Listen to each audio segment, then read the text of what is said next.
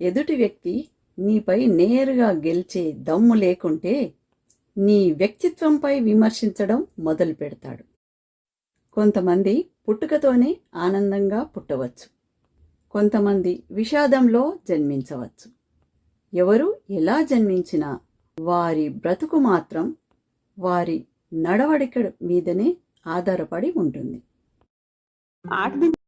జీవితం నిజాయితీపరుడిని ఏడిపిస్తుంది, నిందలు వేసేవారిని నవ్విస్తుంది, మాటకు కట్టుబడి ఉండేవారిని అవమానిస్తుంది, మరి మాటలు మార్చేవారిని గౌరవిస్తుంది. ఈ కలికాలంలో నిజాలు మాట్లాడేవాడు నీచుడు, అబద్ధాలు మాట్లాడేవాడు ఆప్తుడు, సహాయం చేసేవాడు సన్నాసి, మరి నటించేవాడు నారాయణుడు, మోసాలు చేసేవాడు